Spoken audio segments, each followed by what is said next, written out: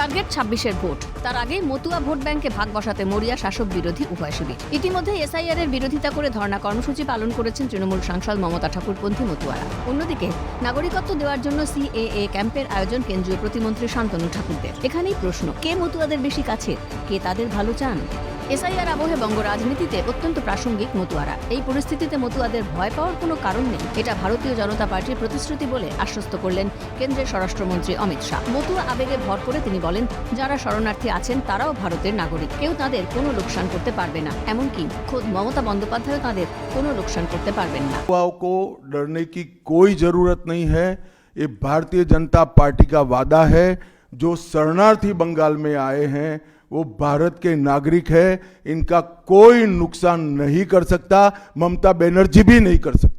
উল্লেখ্য, রাজনীতির কারবারিদের মতে মতুয়ারা তৃণমূল কংগ্রেস সমর্থক বলেই পরিচিত ছিলেন। বড়মার কাছে যাতায়াত ছিল মমতা বন্দ্যোপাধ্যায়ের। সময় গড়ালে ঠাকুরবাড়ি দ্বিধা বিভক্ত হয়। শান্তনু সুব্রত বনাম মমতা বালা, ঠাকুরবাড়িতে সমান্তরাল দুটো শক্তি তৈরি হয়। ফলে মতুয়া সম্প্রদায়কে কাছে টানতে কসুর করেনি পদ্ম শিবির ও ঘাসফুল শিবির। মতুয়াদের নাগরিকত্ব পাওয়া নিয়ে রাজনীতির আকচাকচি বঙ্গ রাজনীতির একটি প্রাসঙ্গিক চর্চিত বিষয়। স্বরাষ্ট্রমন্ত্রীর আশ্বাসবাণীতে বিশ্বাস রেখে শান্তনু ঠাকুর বলেন, সব প্রমাণ ওদের আছে, একজন মতুয়াও বাদ যাবে না। আপনাদের মতুয়া সম্প্রদায়ের ক্ষেত্রে এখানে বিভিন্ন এফেক্টের কথা শোনা যাচ্ছে, আলোচনাও শোনা যাচ্ছে। মতুয়ারা কিভাবে ভোটাধিকার পেতে পারে, এই নির্বাচন তাদের এফেক্ট কি আসতে পারে?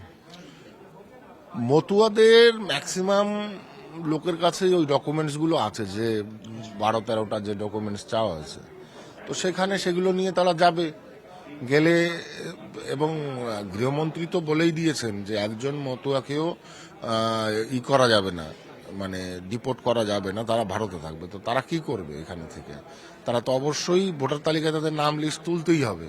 তো স্বাভাবিকভাবেই দেখা যাক কি আগামীতে আসে। অন্যদিকে কেন্দ্রীয় প্রতিমন্ত্রী শান্তনু ঠাকুরদের নিশানায় রেখে মমতা বালা ঠাকুর বলেন, ওদের নিজেদের কথার ঠিক নেই। এটুকু বোঝা গেছে মতুয়াদের জন্য ওদের সদিচ্ছা নেই, এখন ওদের পায়ের তলার মাটি নেই। ওদের বিরুদ্ধে মতুয়াদের একাংশ বলে দাবি রাজ্যসভার তৃণমূল সাংসদ মমতা বালা ঠাকুরের। এবং 11টা ডকুমেন্টস চাইছে, এই 11টা ডকুমেন্টস মতুয়াদের কাছে নেই, এবং ওরা কখন কি বলছে আমরা সেটা কেউ মতুয়ারা বুঝতে পারছি না। তবে এইটুকু আমরা বুঝেছি যে ওরা আমাদের জন্য সদিচ্ছা নেই। আমাদের মতদের উনি কখনো ঘুষপেট বলছে, কখনো বলছে অনুপ্রবেশকারী, কখনো বলছে আমরা খুঁজে খুঁজে মানে অনুপ্রবেশকারী যারা ঘুষপেট যারা, তাদের আমরা ধরে নিয়ে তাদের আমরা ডিটেনশন ক্যাম্পে আমরা ভরবো। তো এখন দেখছে যে পায়ের তলায় মাটি নিয়ে এসআইআর করে মতুয়াদের সব থেকে বেশি ভোট কেটেছে। যে জায়গাগুলো আমাদের বুথ আছে, বিশেষ করে যেখানে যেখানে এসসি এবং যারা মত ধর্মের মানুষ, সেইখানে বুথগুলো দেখা গেছে আমাদেরই সব থেকে বেশি ভোট কেটে যাচ্ছে।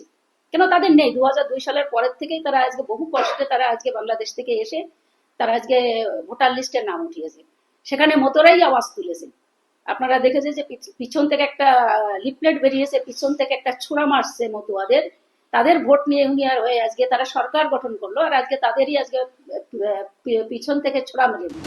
পাল্টা মতুয়াদের নাগরিকত্ব নিয়ে গাজর ঝোলানো হয়েছে বলেও মঙ্গলবার কলকাতা বিমানবন্দরে মন্তব্য করেন তৃণমূলের সর্বভারতীয় সাধারণ সম্পাদক তথা তৃণমূল সাংসদ অভিষেক বন্দ্যোপাধ্যায়। নাম না করে কেন্দ্রীয় মন্ত্রী তথা বিজেপি সাংসদ শান্তনু ঠাকুরকে আক্রমণ শানান তিনি। এদিকে মতুয়াদের প্রতিনিধি লোকসভার সাংসদ বলছেন, মতুয়াদের নাম বাদ গেলে বাদ যাবে, এটাই বিজেপির রাজনীতি বলে কটাক্ষ অভিষেক বন্দ্যোপাধ্যায়ের।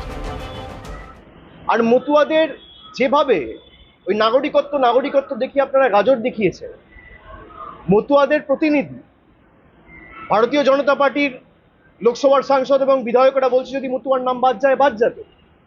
এ আবার তৃণমূল বলছে না, বিজেপির লোকেরাই বলছে।